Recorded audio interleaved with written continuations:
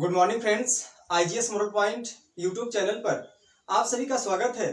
आज हम कंप्यूटर के दूसरे पार्ट को लेकर आए हैं और इस वीडियो में हम जानेंगे कि जो आने वाले संभावित एग्जामों में शब्द पूछे जाते हैं उसके बारे में हम चर्चा करेंगे। क्या है?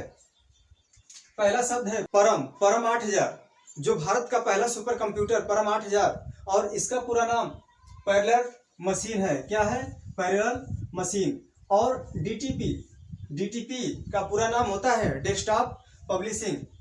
क्या होता है? Desktop publishing.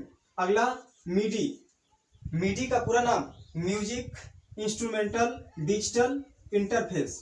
क्या है? Music instrumental digital interface, midi का पूरा नाम है।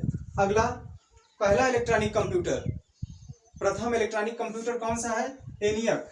और एनियक का पूरा नाम electronic numerical integrated and computer. क्या है एनियक का पूरा नाम? Electronic numerical integrated and computer, ENIAC का पूरा नाम। अगला देखेंगे फोर्ट्रान एक प्रकार की भाषा है। क्या है? भाषा है। इसका पूरा नाम होता है फार्मूला ट्रांसलेशन।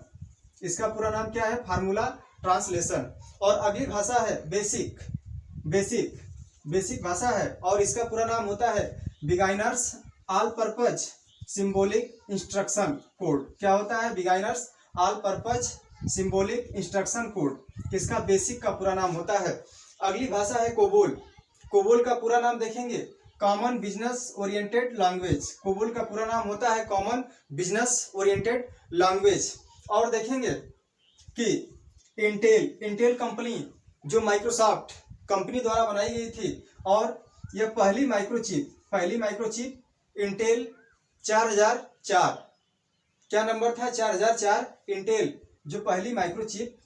एआई का पूरा नाम होता है आर्टिफिशियल इंटेलिजेंस। एआई का पूरा नाम क्या होता है? Artificial intelligence.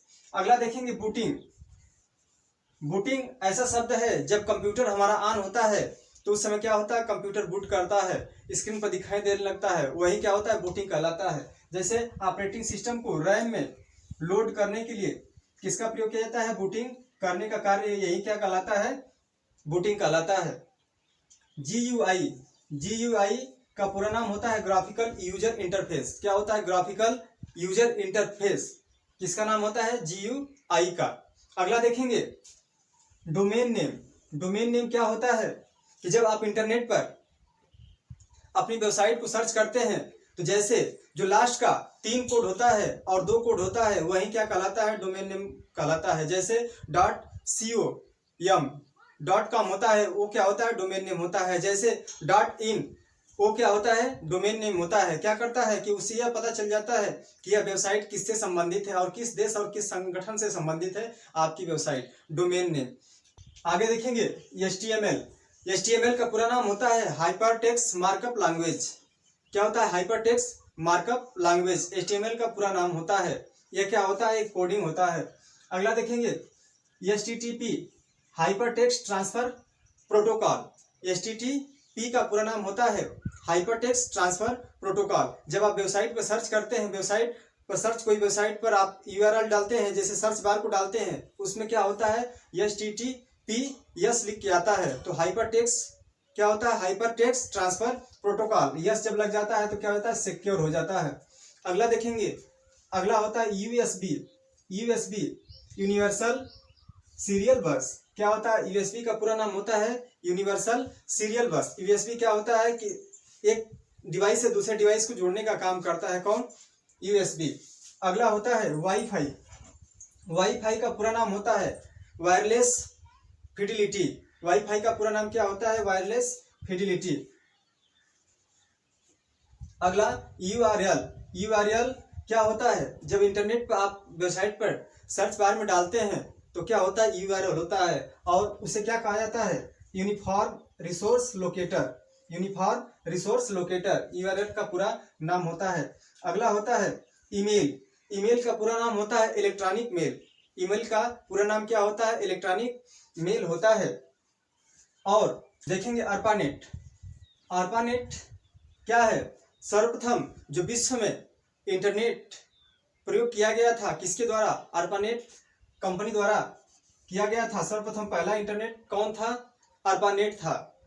और भारत में सर्वप्रथम BSNL कंपनी द्वारा क्या किया गया था? 15 अगस्त 1995 में इंटरनेट शुरुआत की गई थी और इसका नाम चेंज करके क्या कर दिया गया था? BSNL कर दिया गया था। और विश्व में कौन सी कंपनी? ARPANET, और भारत में BSNL कंपनी। और देखेंगे कि जो पूछे जाते हैं अन्य एग्जाम में, मेमोरी की क्षमता क्या होती है? देखेंगे आपके सामने क्या है? 0 या 1। ये क्या होता है? एक बाइनरी डिजिट होता है। बाइनरी डिजिट बराबर क्या होता है? 1 बिट होता है। और 4 बिट बराबर कितना होता है? 1 निबल होता है। पूछा जाता है कि सबसे छोटी इकाई कौन होती है? 1 बिट होती है। और सबसे बड़ी इकाई कौन होती है? 0 बाइट होती है। और देखेंगे कि जो पूछा जाता है हमारे एग्जामों में, क्या पूछा जाता है कि 4 बिट बराबर क्या होता है? 1 निबल होता है। और 8 बिट बराबर क्या होता है? 1 बाइट या 2 निबल होता है। 1024 बिट बराबर 1 किलोबाइट होता है। और 1024 केबी बराबर होता है 1 MB होता है।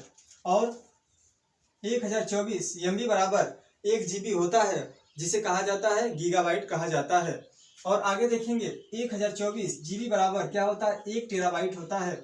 और अगला 1024 TB बराबर होता है 1 पेटाबाइट होता है। और 1024 पेटाबाइट बराबर 1 एक्साबाइट होता है। और 1024 एक्साबाइट बराबर होता है 1 जेटाबाइट होता है। और 1024 जेटाबाइट बराबर 1 योटाबाइट होता है। और 1024 योटाबाइट बराबर होता है 1 ब्रोंटोबाइट।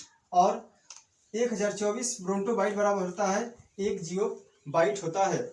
और देखेंगे कि पूछा जाता है, बार बार पूछा जाता है कि सबसे छोटी इकाई क्या होती है? बिट होती है। और सबसे बड़ी इकाई क्या होती है? जियोबाइट होती है।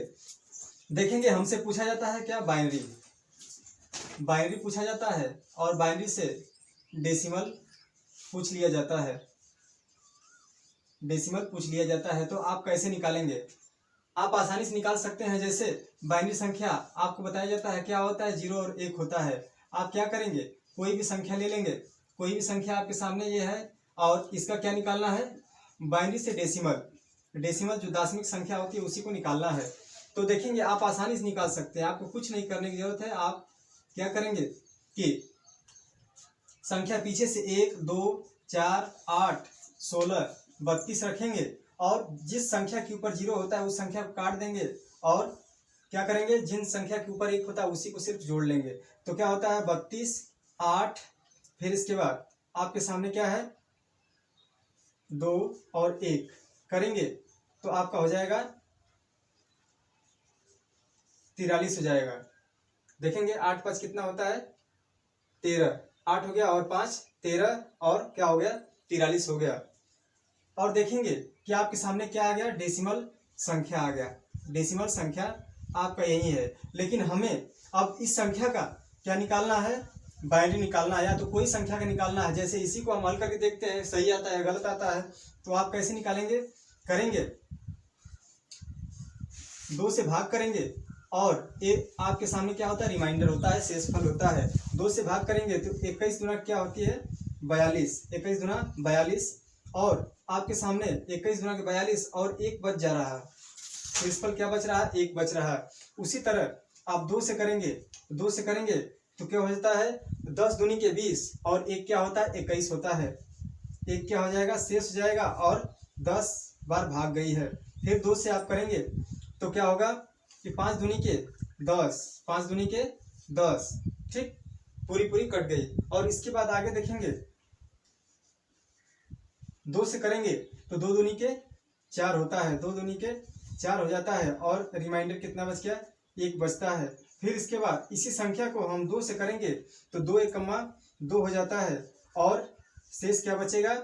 आपके सामने शेष 0 बच जाता है। आप इसी संख्या को उल्टा लिख देंगे। उल्टा जब लिखेंगे तो देखेंगे क्या होता है कि आपका संख्या आ जाता है। और देखेंगे कि हमने बाइनरी से निकाला था डेसिमल तो 43 आया था और हमने क्या निकाला कि डेसिमल से बाइनरी निकाला तो वही आंसर आपके सामने आ गया। तो इसी तरह आसानी से आप हल कर सकते हैं।